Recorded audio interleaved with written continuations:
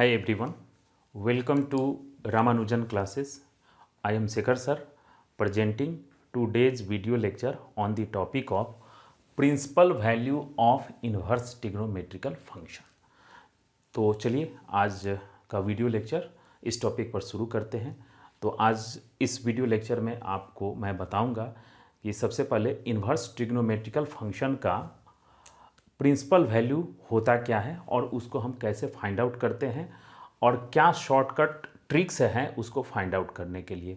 तो आज इसी टॉपिक पर मैं आज का वीडियो लेक्चर फोकस करता हूं। तो चलिए स्टार्ट करते हैं।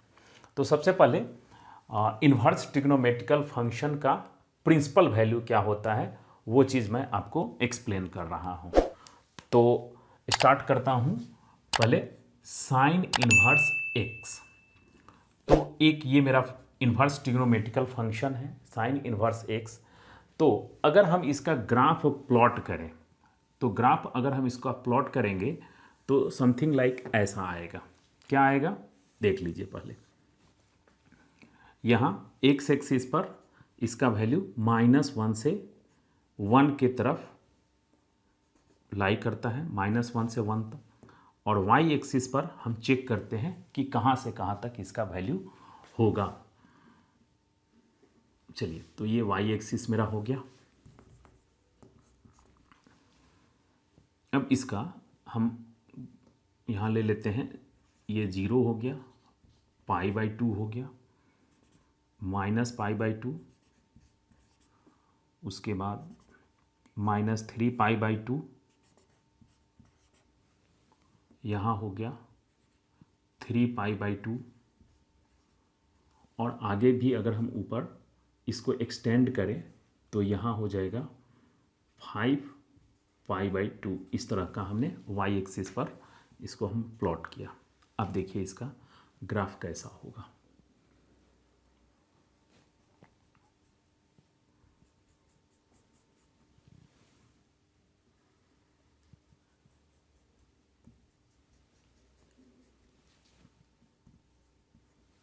ये ऐसा।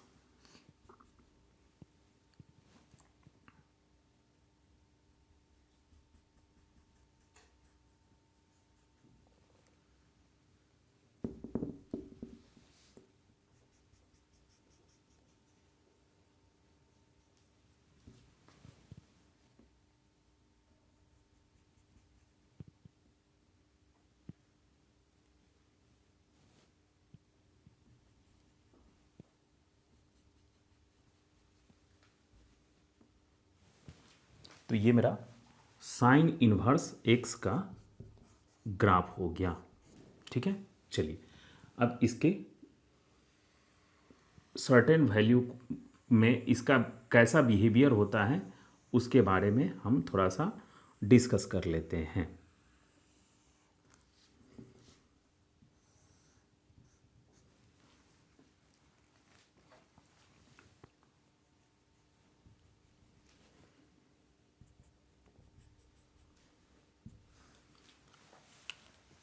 अब अगर हम इस साइन इन्वर्स एक्स का ग्राफ -π/2 से π/2 के तरफ लें एक, फिर ऐसा इसका ग्राफ अगर हम यहाँ से यहाँ तक लें π/2 से 3π/2 के बीच अगर हम इसका ग्राफ ले लें, फिर यहाँ से अगर इसके बीच में हम इसका ग्राफ ले लें, यहाँ से इसके बीच में इसका ग्राफ ले लेते हैं। ठीक है,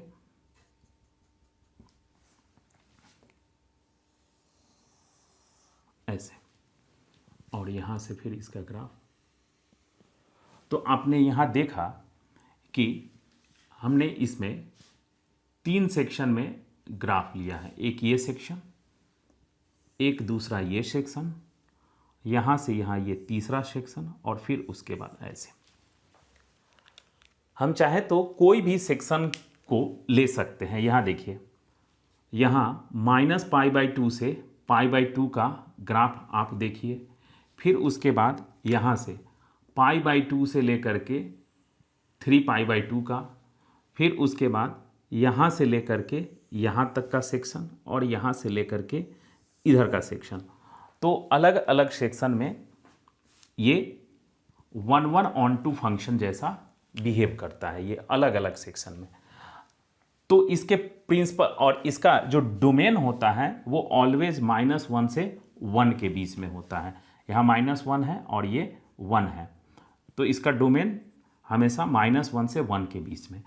अब इसका रेंज की अगर हम बात कर लेते हैं तो इसके रेंज के इस वाले सेक्शन के वैल्यू को अगर हम निकालें, इस -π/2 से π/2 के बीच के रेंज को अगर हम काउंट करें, ले लें, तो इतना को ही हम प्रिंसिपल वैल्यू बोलते हैं। ठीक है, तो ये हुआ प्रिंसिपल वैल्यू।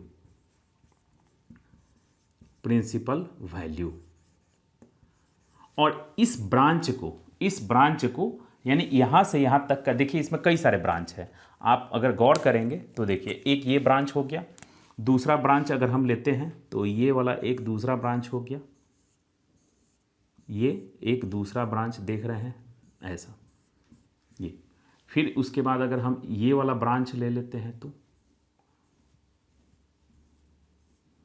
तो आप देख रहे हैं कि इसमें एक ब्रांच ये हुआ इससे ऊपर, और इस तरह से ऊपर में भी हो सकता है, फिर एक ये ब्रांच है, एक ये ब्रांच है, और एक ये आगे नीचे की तरफ ब्रांच है।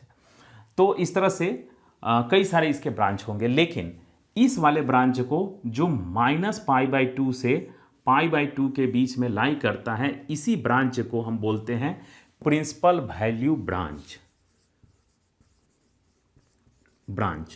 ठीक है, प्रिंसिपल वैल्यू ब्रांच। अब है क्या, डोमेन तो आपका -1 से 1 तक ही होगा। अब इस -1 से 1 वैल्यू के लिए अगर ये एंगल -π/2 से π/2 अगर रिटर्न करता है तो उस वैल्यू को हम बोलते हैं प्रिंसिपल वैल्यू। ठीक है, तो प्रिंसिपल वैल्यू यहां से यहां तक का हो गया। ठीक उसी तरह से साइन के लिए, अगर साइन इनवर्स का जो अभी हमने बताया है, तो साइन इनवर्स x का प्रिंसिपल वैल्यू ब्रांच हो जाएगा यहाँ से -π/2 से π/2 के बीच में जो भी वैल्यू हमें मिलेगा इसको हम कहेंगे प्रिंसिपल वैल्यू।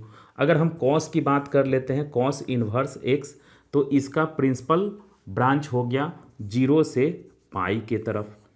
ठीक है, उसके बाद यहाँ अगर हम tan की बात कर लेते हैं तो tan इनवर्स, या हम इसको ऐसे भी लिख सकते हैं कि 3 को अलग अलग हम कैटेगराइज कर देते हैं। ठीक है, 3 को, तो देखिए यहाँ हो गया cos inverse x, cot inverse x और sec inverse x।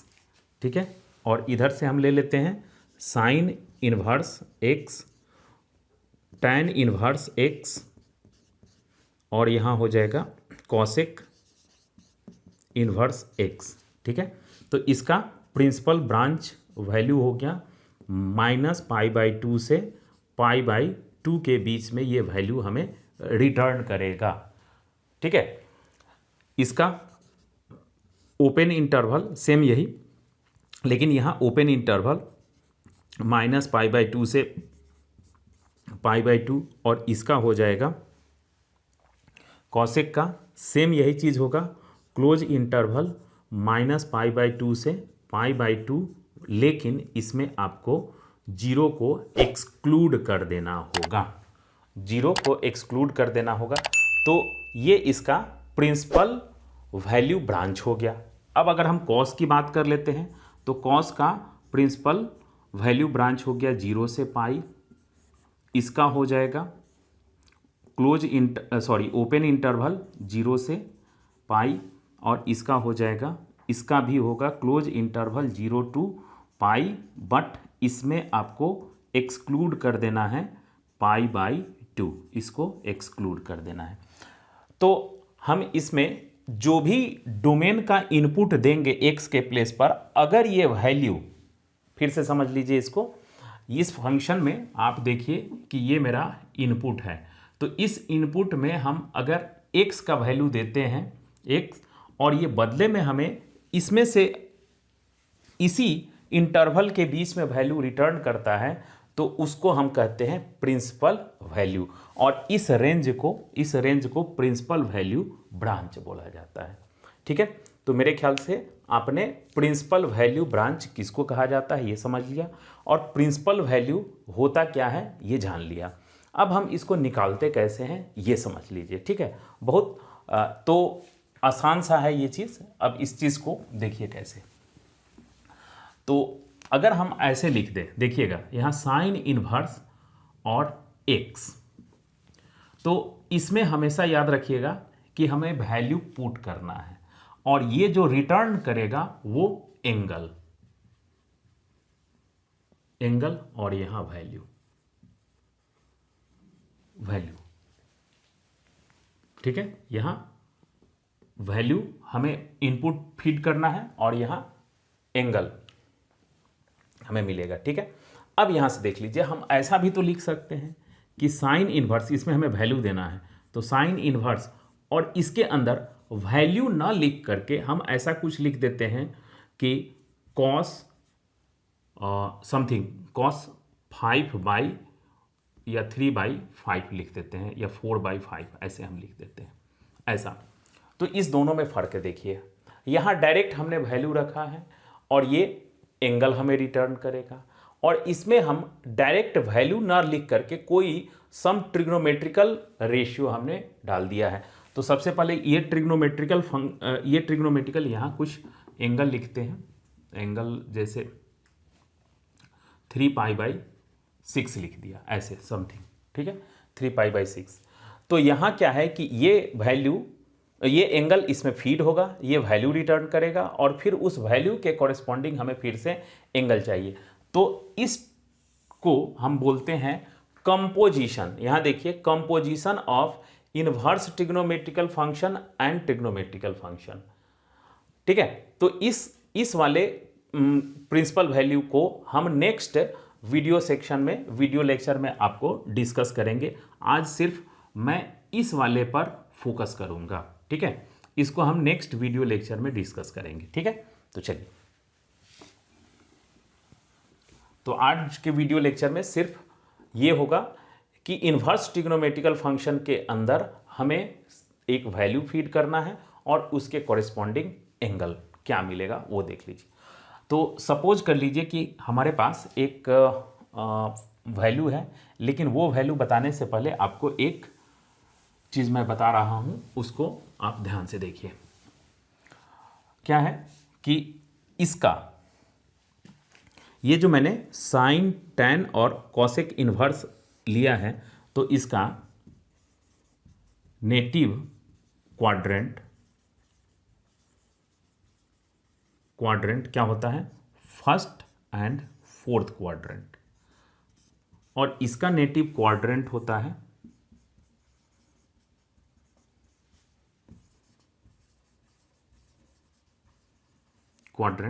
First and second quadrant होता है। ठीक है, बस इस चीज़ को हम याद रखेंगे। और मैंने ये पिछले वीडियो लेक्चर में बता रखा है कि अगर यहाँ वैल्यू पॉजिटिव होगा, यहाँ वैल्यू अगर हम पॉजिटिव ले रहे हैं तो ये फर्स्ट क्वाड्रेंट का एंगल रिटर्न करेगा। अगर यहाँ वैल्यू नेगेटिव लेते हैं तो ये फोर्थ क्वाड्रेंट का वैल्यू रिटर्न करेगा, मतलब एंगल रिटर्न करेगा। सेम इसमें अगर ये एंगल एक्स पॉजिटिव लेते हैं तो यहाँ वैल्यू हम एक्स पॉजिटिव लेते हैं तो एंगल फर्स्ट क्वाड्रेंट में मिलेगा, और अगर यहाँ वैल्यू नेगेटिव लेते हैं तो ये सेकेंड क्वाड्रेंट का एंगल हमें रिटर्न करेगा।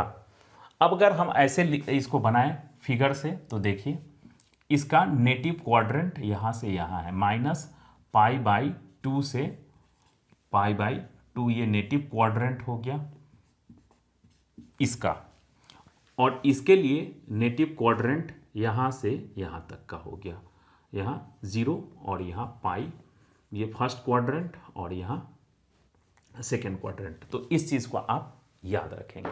ठीक है, अब चलिए हम कुछ एग्जाम्पल से आपको प्रिंसिपल वैल्यू कैसे निकाला जाता है वो चीज़ मैं बता रहा हूँ। ठीक है, चलिए।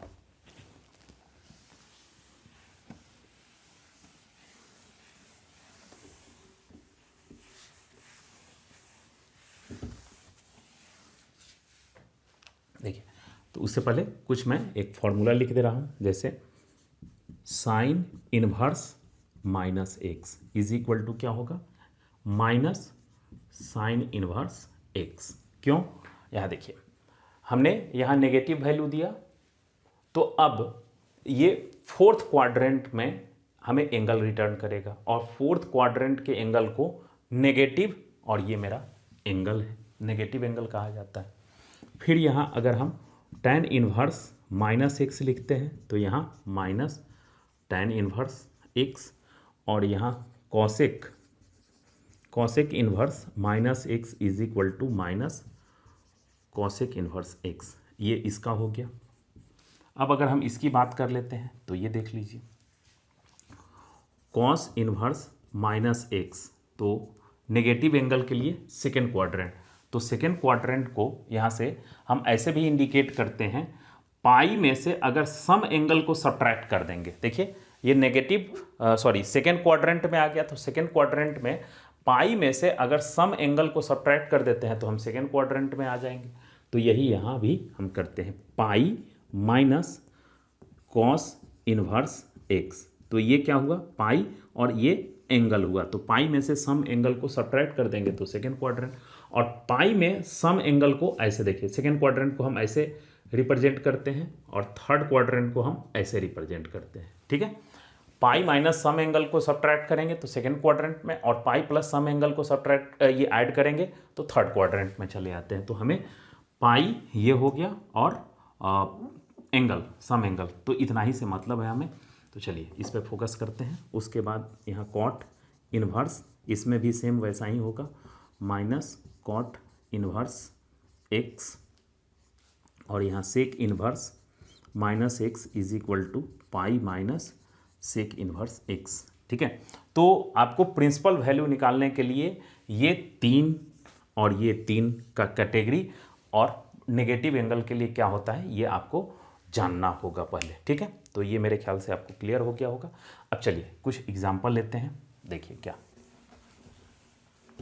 इस फिगर को इरेज करके, क्योंकि हमें सिर्फ प्रिंसिपल वैल्यू से मतलब है। अब देखिए सपोज कर लीजिए कि मेरे पास एक एग्जाम्पल है, कॉस इनवर्स माइनस 1/√2। अब इसका हमें प्रिंसिपल वैल्यू निकालना है। कैसे निकालेंगे, तो सबसे फर्स्ट देखिए कि यहाँ हमने जो वैल्यू रिटर्न ये फीड किया है वो नेगेटिव है, तो सेकेंड क्वाड्रेंट, तो सेकेंड क्वाड्रेंट के लिए सीधे आप direct pi minus cos inverse ऐसा लिख दीजिए। यहाँ एंगल नेगेटिव था, यहाँ एंगल पॉजिटिव हो गया। ठीक है, ये चीज़ आ गया। अब इसके बाद सीधे यहाँ पाई लिखिए माइनस। अब आप अपने मन में ये सोचिए कि कॉस, यहाँ कॉस इन्वर्स है तो अंदर में कॉस हो जाना चाहिए। क्यों सर कॉस हो जाना चाहिए, क्योंकि आपको बताया गया है कि इन्वर्स और यहाँ हम कॉस लिख देंगे एक्स, तो ये और ये एक दूसरे का इन्वर्स है, तो इसका ये एक दूसरे को कैंसिल कर देगा और यहाँ हमें जो वैल्यू मिलेगा एक्स। ठीक है, बशर्ते कि यहाँ जो एंगल है एक्स, ये एक्स कहाँ से कहाँ के बीच में लाई करना चाहिए, ये 0 से पाई के बीच में। ठीक है, तो चूंकि ये अभी हम बताए हैं कि ये प्रिंसिपल वैल्यू ब्रांच में ही होना चाहिए। ठीक है, प्रिंसिपल वैल्यू ब्रांच से अगर बाहर होगा तब हम कैसे निकालेंगे, ये नेक्स्ट वीडियो लेक्चर में मैं बताऊंगा। अभी मैं बस सिर्फ ये यहीं तक फोकस कर रहा हूँ। ठीक है, तो यहाँ देखिए ये इन्वर्स है और ये इसका, ये दोनों एक दूसरे का इन्वर्स है, तो ये कैंसिल हो जाएगा और यहाँ एक्स। तो अब आप सोचिए कि यहाँ कॉस इन्वर्स है तो अंदर में हमें क्या चाहिए, कॉस चाहिए। तो कॉस का किस एंगल के लिए 1/√2 होता है, तो आप सीधे डायरेक्ट कह देंगे सर कॉस 45 डिग्री के लिए, यानी π/4 के लिए। ठीक है, देखिए अब सेम कॉस इन्वर्स और कॉस कैंसिल, तो यहाँ पाई और π/4, तो यहाँ लिख देंगे 3π/4। ये मेरा आंसर हो गया। तो क्या सर हम इतना स्टेप लिखेंगे, नहीं, आप डायरेक्ट आप आंसर यहाँ लिख सकते हैं। तो उसके लिए मैं क्विक शॉर्टकट मेथड अभी मैं बताऊंगा। अभी मैं ये कंसेप्ट आपको बिल्डअप कर रहा हूँ कि ये किस कंसेप्ट पर ऐसे ऐसे हम लिखेंगे। ठीक है, अब एक और क्वेश्चन ले लेते हैं, कॉसेक इन्वर्स -√2। माइनस √2। ठीक है, अब देखिए ये कॉसेक है, तो कॉसेक यहाँ आता है और इसका जैसे ही नेगेटिव एंगल लेते हैं तो किस क्वाड्रेंट में, फोर्थ क्वाड्रेंट में, तो फोर्थ क्वाड्रेंट के एंगल को हम नेगेटिव एंगल लेते हैं, तो बस यहाँ हम लिख देंगे माइनस कॉस इनवर्स, और यहाँ ये माइनस था, यहाँ ये जो वैल्यू है ये कॉसेक पॉजिटिव हो जाएगा, तो यहाँ √2। अब देखिए यहाँ कॉसेक है इन्वर्स और अंदर में हमें क्या चाहिए, कॉसेक। अब आप थिंक कीजिए कि किस वैल्यू के लिए, किस एंगल के लिए कॉस का वैल्यू √2 होता है, तो π/4 के लिए, तो कॉसेक π/4 इज इक्वल टू, तो यहाँ अब देखिए कॉसेक इन्वर्स और यहाँ कॉसेक है, कैंसिल हुआ, माइनस π/4, फोर्थ क्वाड्रेंट का एंगल मिल गया। ठीक है, तो ये मेरे ख्याल से आपको क्लियर हो रहा। अब और हम क्वेश्चन ले लेते हैं।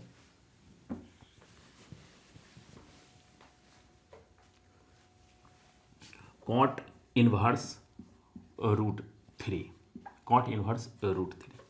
अब आप देखिए यहाँ पॉजिटिव एंगल है, कॉट का पॉजिटिव एंगल, तो अब ये बताइए कॉट का हमें पॉजिटिव एंगल कितना है। अब सपोज कर लीजिए कि आपको कॉट का नहीं पता है, ठीक है, तो आप इस चीज़ को ऐसे भी लिख सकते हैं, यहाँ हम लिख सकते हैं tan इनवर्स 1/√3, ये भी हम लिख सकते हैं tan में, तो tan का 1/√3 आपको पता है 30 डिग्री। ठीक है, तो 30 डिग्री, तो आप चाहें तो यहाँ भी सेम वही लिख सकते हैं या यहाँ भी वही लिख सकते हैं, तो tan में भी कन्वर्ट करके बना सकते हैं और नहीं तो बिना tan में कन्वर्ट किए भी बना सकते हैं। तो यहाँ हम लिखेंगे कॉट इनवर्स और यहाँ इसको कॉट 30 डिग्री यानी π/6, ये कॉट और कॉट इनवर्स कैंसिल, π/6 इसका आंसर हो गया। ये मेरे ख्याल से आपको अब क्लियर हो रहा होगा। तो ये सारे के सारे प्रिंसिपल ब्रांच में ही लाई कर रहे हैं, तो इसलिए ये वैल्यू जो मेरा मिल रहा है ये प्रिंसिपल वैल्यू कहलाएगा।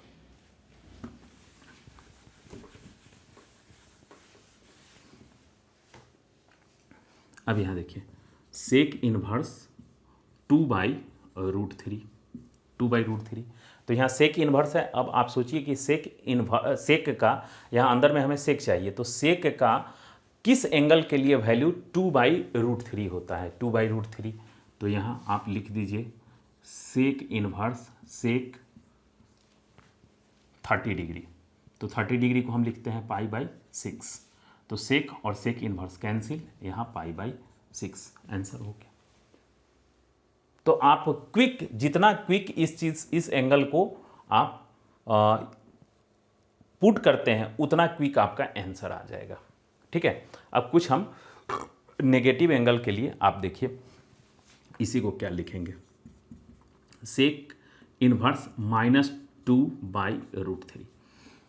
अब देखिए ये आपके लिए तो इजी है, इसको हम क्या करेंगे, तो डायरेक्ट देखिएगा ध्यान से, आप जान रहे हैं कि यहाँ नेगेटिव है, तो इस नेगेटिव के लिए सेकेंड क्वाड्रेंट में आ जाएगा, तो सेकेंड क्वाड्रेंट के लिए पाई में से आप ये किसका वैल्यू है, पाई, और यहाँ हम एक स्टेप और ले लेते हैं, तो यहाँ हम लिखेंगे सेक π/6 या सेक 2/√3, ऐसा। नेक्स्ट स्टेप में pi minus sec inverse, sorry यहाँ सेक π/6 ऐसा लिखेंगे।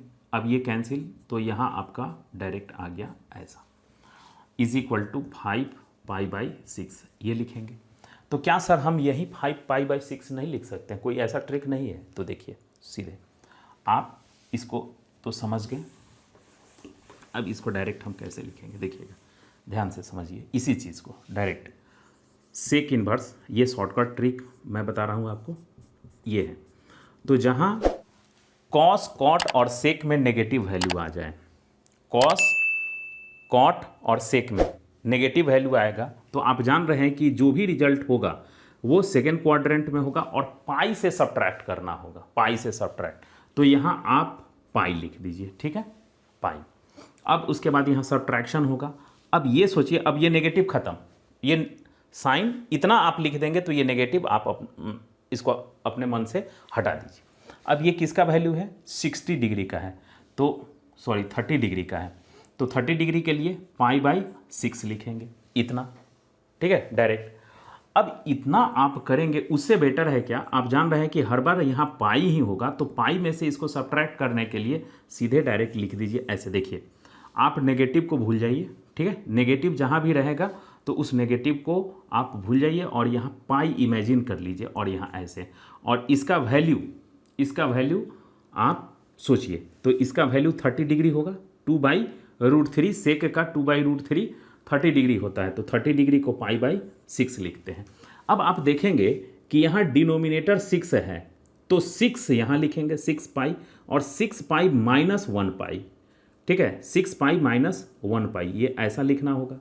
तो हर बार आपको डिनोमिनेटर से एक लेस कर देना है, ठीक है, डिनोमिनेटर से। फिर से समझिए, यहाँ देखिए इसका सीधे डायरेक्ट वैल्यू, आप निगेटिव को हटा दीजिए, ठीक है, और इसका वैल्यू इमेजिन कीजिए कि कितना आएगा एंगल के टर्म में, तो π/6 आएगा, ठीक है। और यहाँ क्या है, पाई है, नेगेटिव की वजह से यहाँ पाई माइनस करेंगे, तो अब यहाँ सब्ट्रैक्ट कीजिए, तो इसका डिनोमिनेटर कितना है 6 से 1 कम कर दीजिए, 5π/6, ठीक है। एक और आपको मैं बता रहा हूँ, चलिए देखिए, यहाँ अगर कॉट इन्वर्स हम लिख देते हैं -1, तो मैंने आपको क्या बताया था कि आप यहाँ माइनस लिखा हुआ है इसको भूल जाइए, ठीक है। अब यहाँ सोचिए कि यहाँ कॉट होगा अंदर में, ये शॉर्टकट ट्रिक मैं बता रहा हूँ, यहाँ अगर कॉट होगा तभी ये कैंसिल होगा, तो कॉट का कितना एंगल के लिए वैल्यू 1 होता है, तो π/4 के लिए, तो π/4 आप यहाँ इमेजिन कर लीजिए।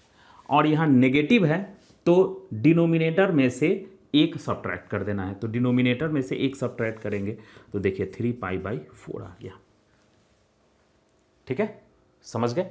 अब इसको अगर हम ऐसे बनाते तब क्या होता, तो देखिए यहाँ क्या है, तो कॉट इन्वर्स, यहाँ नेगेटिव है तो नेगेटिव ऐसे, तो इसके लिख लेंगे ऐसे, कॉट इन्वर्स और यहाँ 1 = pi minus cot inverse cot π/4 = ये कॉट और कॉट इन्वर्स कैंसिल, तो यहाँ पाई और यहाँ पाई - π/4। अब देखिए तो इसको सब्ट्रैक्ट करेंगे तो 3π/4 ही आएगा, तो बात तो वही हो गई, ठीक है। तो ये आपका शॉर्टकट टेक्निक है, ठीक है, मेरे ख्याल से ये आपको क्लियर हो गया होगा। एक और नेगेटिव लेकर के आपको तुरंत दिखा रहे हैं।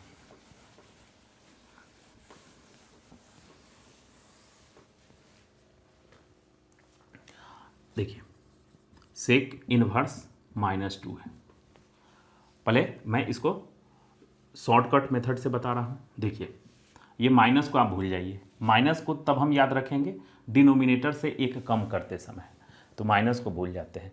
अब सेक का किस एंगल के लिए वैल्यू 2 होता है, तो सेक का 60 डिग्री के लिए, तो यहाँ π/3 होगा, और नेगेटिव है तो डिनोमिनेटर से एक कम कर दीजिए, हो गया, दैट इज द आंसर। फिर से समझिए, देखिए यहाँ सेक है, यहाँ नेगेटिव है, नेगेटिव को भूल जाइए।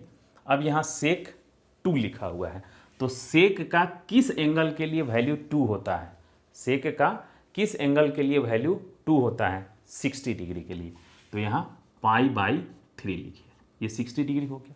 अब जैसे ही यहाँ नेगेटिव होगा, ये ट्रिक किसके लिए है, सिर्फ इसके लिए, ठीक है, और इसका नेगेटिव तो बस डायरेक्ट माइनस कर दीजिए, हो गया, ठीक है। तो इसके लिए आप देखिए कि यहाँ जैसे ही नेगेटिव होगा तो पाई से लेस एक कम करना है, तो यहाँ डिनोमिनेटर है तो डिनोमिनेटर से एक कम कर दीजिए, हो गया, ठीक है। अब इसको हम लॉन्ग मेथड से बनाएंगे तो कैसे होता, तो सेक इन्वर्स यहाँ -2 है तो = लिखते पाई माइनस सेक इन्वर्स 2, ठीक है। नेक्स्ट स्टेप में ऐसा सेक इन्वर्स सेक π/3, सेक π/3 यानी 60 डिग्री का वैल्यू इतना होता है, = पाई, सेक इन्वर्स से सेक कैंसिल, तो यहाँ π/3। अब फिर से यही सब्ट्रैक्ट करेंगे तो यहाँ कितना होगा 3π, यानी डिनोमिनेटर में से एक कम करना है, तो = 2π/3। क्लियर हो गया? ये मेरे ख्याल से आपको अब समझ में आने लगा होगा ट्रिक्स। चलिए, अब उसके बाद अगर इसमें नेगेटिव एंगल रहे तब क्या करेंगे, तो चलिए ले लेते हैं। जैसे tan inverse minus √3, tan inverse minus √3, तो इसमें तो कुछ करना ही नहीं है, यहाँ नेगेटिव है तो कोई भी वैल्यू इसमें नेगेटिव हुआ तो फोर्थ क्वाड्रेंट में होगा तो बस यहाँ माइनस कर दीजिए, ठीक है। यहाँ जैसे ही नेगेटिव देखेंगे तो माइनस, इसके लिए सिर्फ, और इसके लिए डिनोमिनेटर से 1 कम कर देना है, बस और कुछ नहीं करना है, ठीक है। यहाँ अब tan का किस एंगल के लिए वैल्यू ये √3 होता है, तो यहाँ 60 डिग्री के लिए तो 60 डिग्री लिख दीजिए, ये हो गया आंसर। इसमें तो कुछ करना ही नहीं है, बस यहाँ माइनस लगा देना है। तो ये शॉर्टकट ट्रिक समझ गए। इन सब के लिए अगर नेगेटिव एंगल होगा तो माइनस, अगर यही पॉजिटिव होगा तो बस यहाँ पॉजिटिव, ये हो गया। तो इसके लिए तो कोई ट्रिक ही नहीं है, इसके लिए बस ट्रिक है। तो जैसे सपोज कर लीजिए कि यहीं लिखा हुआ है cot inverse minus √3, cot inverse minus √3, ठीक है। जैसे यही ये cot इनवर्स ये प्लस √3 लिखा हुआ है, तो देखिए इसी चीज़ से तो आपको हमने क्या बताया है कि यहाँ आप माइनस को भूल जाइए। तो माइनस को भूल जाएंगे तो ये क्या होगा, कॉट के किस एंगल के लिए √3, तो आपको तो ये cot 0 degree, cot 30 degree, cot 60 degree, cot 45 degree, ये सब का वैल्यू अच्छे ढंग से याद ही होगा। तो कॉट का √3 वैल्यू आप समझिए, तो √3 वैल्यू यहाँ π/6 होता है, ठीक है। अब यहाँ नेगेटिव है तो आपको हमने क्या बताया था, डिनोमिनेटर से 1 लेस कर दीजिए, यही आंसर हो गया, ठीक है।